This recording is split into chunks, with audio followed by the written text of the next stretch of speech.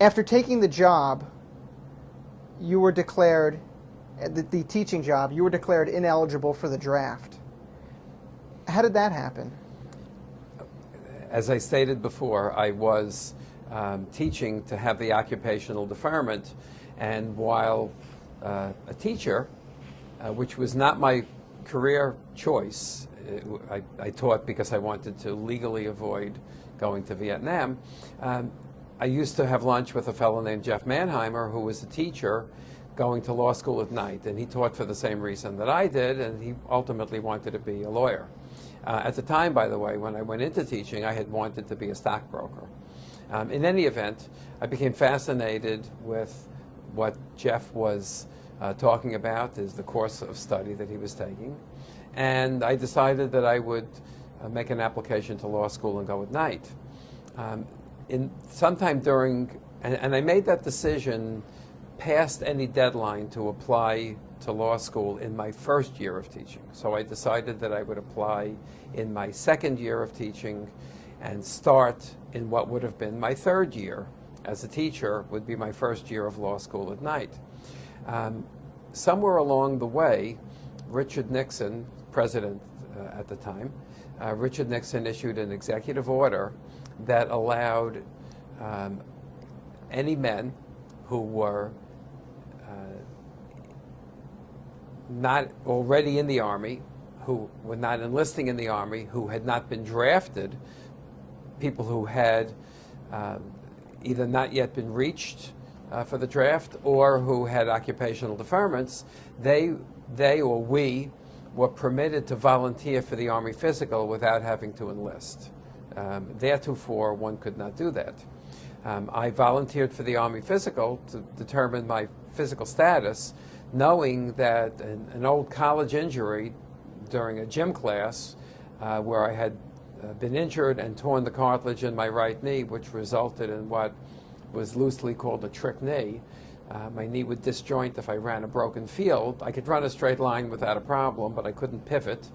And pivoting is important for soldiers to be able to do for obvious reasons. I volunteered for my Army physical, went down to Whitehall Street in Lower Manhattan, which was a big draft center, and brought a doctor's note that described what had happened to my knee, and it was examined by the Army doctor, who actually I think was a civilian employee, contractor, hired because thousands and thousands of men were volunteering for their physicals, and was determined to have an injury that would prevent me from being able to be a soldier, but it was a correctable condition, so I was classified as 1Y, not 4F. And the difference simply is 4F is a permanent disqualification. 1Y is a condition that could be corrected, although the government couldn't force me to correct it. Had I gone and had the surgery to correct my torn cartilage, I could lose my classification and then become eligible. And in theory, I was subject to be recalled every 6 months for a follow-up physical exam, but never was. So having the 1Y, I changed my law school application from night to day, finished my second year of teaching, and started Brooklyn Law School as a full-time student in September of 1971. Now, this was the second time that my wife would support me in my education. The first was my senior year in college, and then the second was from 1971 through June of '74 when I graduated from law school. I'm going to get back to law school in a moment, but I'd like to ask you, was avoiding the draft a source of pride at the time? For me it was. I don't think a lot of the parents of my friends or even my in-laws who had a different view, and the in-laws include my late father-in-law and mother-in-law, as well as my new brother-in-law. My wife has an older sister, and her husband was a supporter of the war. He thought anybody who was against the war was what he called me all the time, a pinko or a commie pinko. or a hippie, or you name it. So I don't think it was a source of pride for everyone in my family, but it was for me. Your brother-in-law, my Uncle Les, did he go fight? No, he's a bit older than me, and by the time he would have been drafted or could have been drafted, he already had a young family, and men with young children in the mid-1960s were exempt. So he criticized you for not fighting, and he himself didn't fight. He would have made a lousy soldier. But all kidding aside,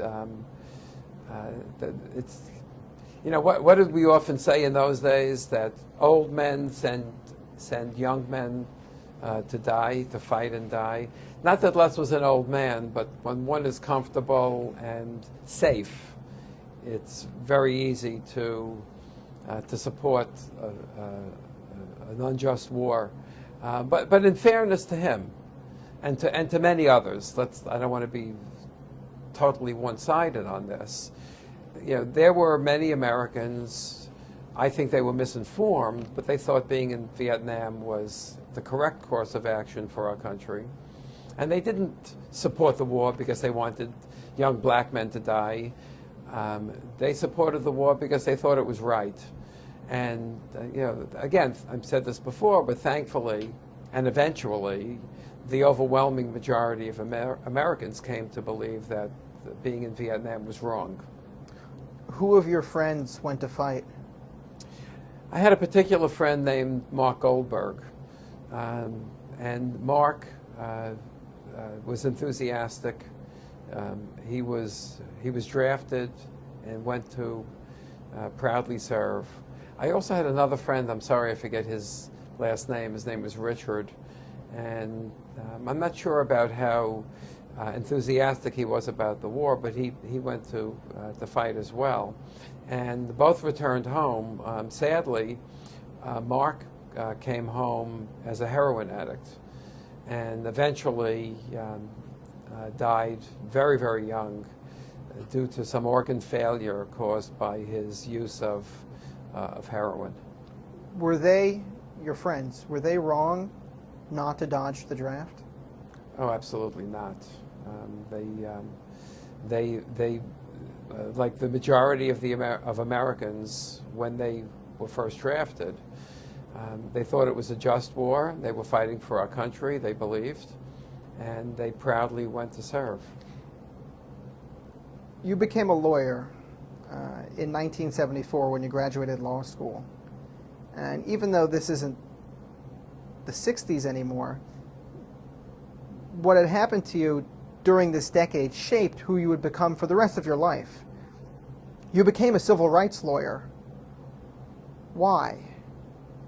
Well, I don't know that it was shaped entirely by what happened from that first protest when I carried the sign that said Jim Crow must go and marched, picketed my school and later marched over the Brooklyn Bridge. I think my life was shaped by many people and events. The earliest would have been my grandmother. My grandmother was born in the late 1880s in an area of Poland that was often controlled by Russia. In fact, if you asked her, or when I asked her, Grandma, where did you grow up? She said in Russia, Poland, because depending upon who was in power, that she was near the border, and sometimes it was the Russians, and sometimes it was the Polish government. But my grandmother she experienced the pogroms. She experienced the official government action when the Cossacks, for example, would come into her town and loot the homes of Jews and rape the daughters of Jews. And if you protested, you got killed. Sorry. And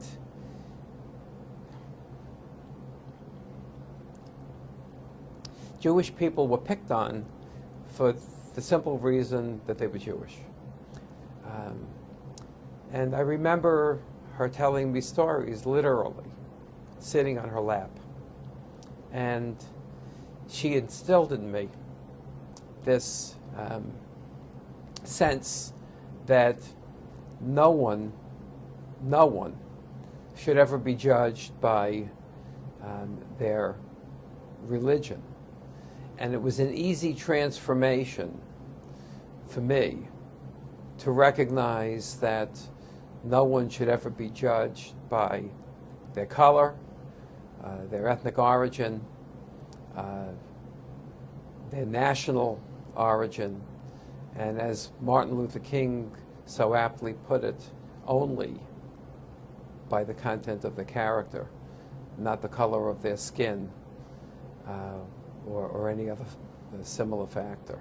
And so my earliest, I didn't know it at the time, but the earliest influence that I had that probably shaped me more than anything else was the stories that my grandmother used to tell me as a child. Her name was Sophie Gruszewski, and she was a fantastic little lady of about 4'10", tough as nails. So, the lessons you learned in the 1960s really shaped the rest of your life. If you would come of age in the 1950s or the 1970s, would you be the same person? I have to say unequivocally yes. I was, I think, blessed to have had my grandmother's influence, and my grandmother's influence started when I was in elementary school, which was in the 1950s. And the other positive influence was my father, because my father didn't have a racist bone in his body. Now, he wasn't a civil rights advocate. He wasn't out there marching.